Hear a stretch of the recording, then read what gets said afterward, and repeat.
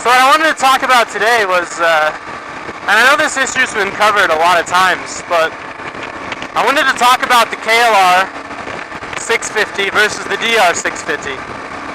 DR 650 is a 2012, I think, and the KLR is the 2005, 2006, right before they switched to the new KLR.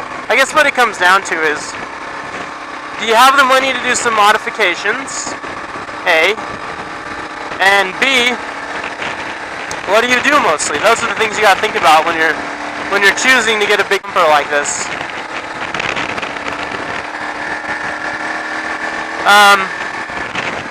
Right off the bat, you're gonna notice that the KLR is way more top heavy. So in stock form, for highway cruising, definitely I would take the KLR. If it had to be stock, if I didn't have money to do some stuff, KLR, hands down. Why? Big tank, fairing, great gas mileage with a good amount of power. So, if I was just buying it to go on long trips, stuff like this, just like gravel roads, yeah, I'd go with KLR. Because the DR needs some things. The DR has a small tank. Its range isn't very good, obviously, because of that. To get a DR competitive with the KLR isn't hard. All you really need is a windscreen and a bigger tank, and you're pretty much, you're right up there with the KLR. And for that reason, if I had to choose one of them to own, I'd go with the DR. And hear me out. Jump. Like a little whoop thing. Got some trees. Got a little jump. So here's a DR jump. Boom! Look at that. Would you really want to do that on a KLR? You tell me. You got air-cooled reliability, much lower center of gravity, better suspension.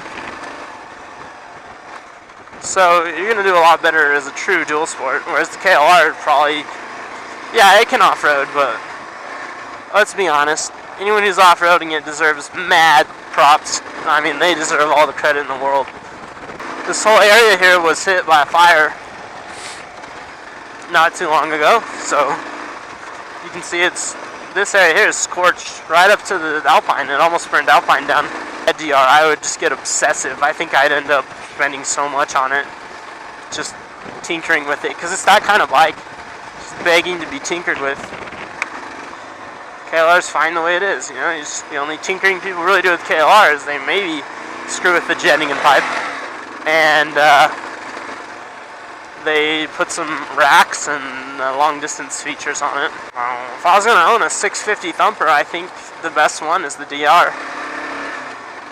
Honestly, the XR has problems. Fantastic off-road. It's better than the XR 650 is better than the DR 650. It's better than the KLR 650.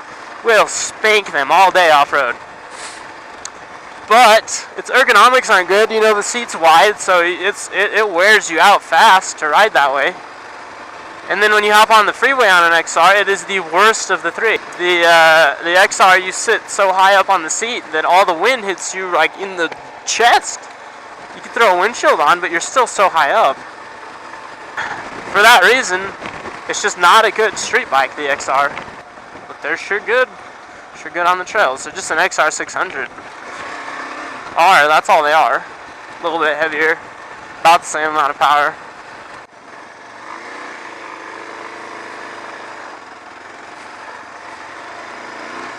It may be worth noting that the DR 650 and the KLR have 17-inch rear wheels with cush hub in both of them, I believe. And for you people who are diehard, I don't need a cush hub people, you're probably right. You probably don't. But I bought a used XR 650 and the countershaft was just shot. I had to put a 650R sprocket on it to have enough teeth to. as someone who's riding a KLR, has ridden a DR a bunch, and owned an XR 650 for a while, and did a lot of modifications to it. My XR 650, I have a video posted. Probably my first video was the day I sold it to get my WR. It had inverted forks. It had all the lightning stuff done, except for the battery relocation. I hadn't done that yet. Dave mods, all the free stuff, nice jetting. Blah, blah, blah. Huge thumpers feel awful at low RPM. It's like dum, dum, dum. Alpine, Arizona. Okay, let's see here.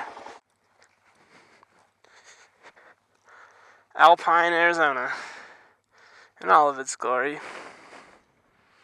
Burnt right up to the town. Luna Lake. Yeah, cool. Yeah, if you're on a budget and you're not going to change anything, you're just going to buy a bike and ride it, KLR. Do it. Do the KLR. You won't regret it. One of the most popular bikes in the world.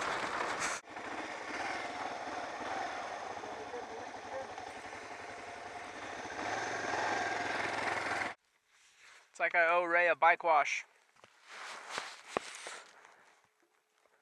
Hi, Ray. Yeah, that'd be fun. It's a lot smoother than what I was doing on the 250. This feels like I'm in an 80s Suburban. It's rattly. If you're a really big dude, you're gonna want a KLR. Well, it's been fun, y'all. Lots of videos coming. Lots of cool stuff happening.